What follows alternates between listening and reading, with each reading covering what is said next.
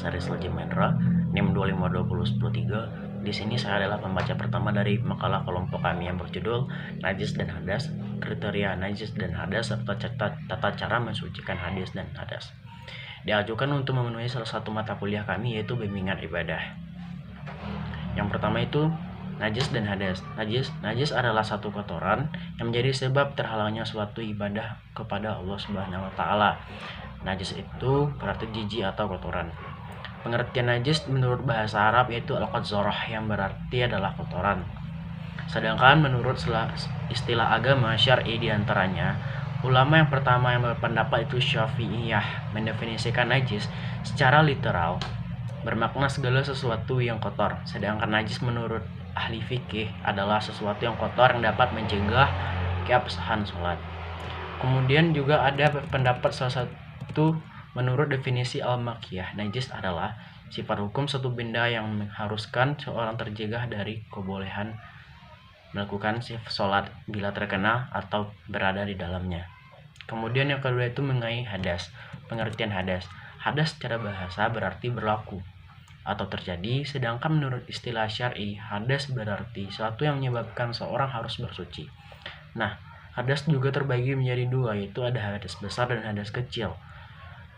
Secara umum, ulama ahli ilmu fikih sudah menyepakati bahwa membuang air kecil atau buang air besar kentut mengeluarkan mazi, wadi, dikeluarkan dalam keadaan sehat adalah termasuk hadas kecil. Selain itu, tidur dengan pantat punggung tidak menempel di alas permukaan, gila atau hilang akal, bersentuhan dengan kulit lawan jenis, menyentuh kemaluan, dan hal-hal yang menyebabkan hadas kecil, sehingga diwajibkan untuk bersuci kembali. Jika sedang dalam keadaan hadas kecil, kita tidak dapat melakukan ibadah seperti mendirikan sholat, menyentuh Al-Quran, dan lain sebagainya, karena itu merupakan suatu hadas. Baik, sekian dari saya, akan dilanjutkan oleh teman saya baca selanjutnya. Assalamualaikum warahmatullahi wabarakatuh. Assalamualaikum warahmatullahi wabarakatuh. Perkenalkan, nama saya Resti Anggreni dengan NIM 25293. Di sini saya akan membahas materi tentang kriteria najis dan hadas. Najis dibagi menjadi 3 bagian. Yang pertama yaitu najis mukhafafah atau najis ringan, yaitu air kencing bayi laki-laki yang belum berumur 2 tahun, yang belum pernah makan kecuali air susu ibunya. Yang kedua yaitu najis mughaladah atau najis berat, yaitu anjing dan babi beserta keturunannya. Yang ketiga yaitu najis mutawasitah atau najis sedang. Najis mutawasitah dibagi menjadi 2 bagian, yaitu yang pertama yaitu najis ananiyah. Najis ini adalah najis yang berwujud atau yang dapat dilihat. Contohnya seperti air kencing manusia. Yang kedua yaitu najis mukniyah. Najis ini adalah najis yang terlihat bendanya seperti air kencing yang sudah mengering atau menguap. Hadas terbagi menjadi 2, yaitu hadas kecil dan hadas besar. Hadas besar adalah keadaan seseorang yang tidak suci, dan supaya ia menjadi suci, ia harus melakukan mandi. Dan jika tidak ada air, boleh dilakukan dengan tayamum.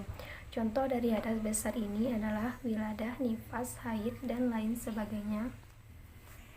Sedangkan hadas kecil adalah keadaan seseorang yang tidak suci, dan supaya ia menjadi suci, ia harus berwudu. Dan jika tidak ada air, boleh dilakukan dengan tayamum. Hal-hal yang menyebabkan seseorang berhadas kecil. Yang pertama, sesuatu yang keluar dari kupul dan dubul. Yang kedua, bersentuh kulit antara laki-laki dan perempuan yang bukan muhrim. Yang ketiga, hilangnya akal baik disebabkan karena mabuk, gila. Assalamualaikum warahmatullahi wabarakatuh. Perkenalkan, nama saya Yulia Mutiara Insani, NIM 2520078.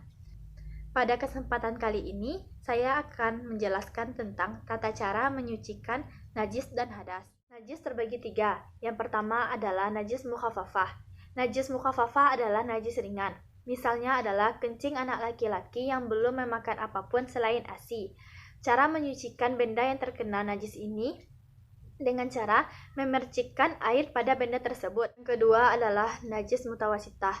Najis mutawasitah adalah najis yang memiliki tingkat sedang. Contohnya darah, nanah, air seni orang dewasa, dan lain-lain. Najis ini dibagi menjadi dua, yaitu najis ainiyah dan najis hukmiyah. Najis hukmiyah, cara menyucikan benda yang kena najis ini dengan cara menghilangkan zat, warna, rasa, dan bau pada benda yang terkena najis. Yang kedua adalah najis hukmiyah. Cara menyucikan benda yang terkena najis ini cukup dengan mengalirkan air di atas benda tersebut. Yang ketiga adalah najis mughalazah. Najis mughalazah adalah najis berat. Contohnya adalah jilatan anjing. Cara menyucikan benda yang terkena najis ini dengan cara menyiraminya dengan air sebanyak 7 kali dan salah satunya dicampuri dengan tanah. Yang kedua adalah hadas. Hadas terbagi atas dua, yaitu hadas kecil dan hadas besar. Yang pertama adalah hadas kecil. Cara menyucikan diri dari hadas kecil adalah dengan cara berwudu. Tetapi jika kita tidak menemukan air untuk berwudu, maka boleh menggantikannya dengan cara tayamum. Yang kedua adalah hadas besar. Hadas besar adalah hadas yang hanya bisa disucikan dengan cara mandi besar atau mandi junub saja. Sekian yang dapat saya sampaikan, terlebih terkurang saya mohon maaf. Assalamualaikum warahmatullahi wabarakatuh.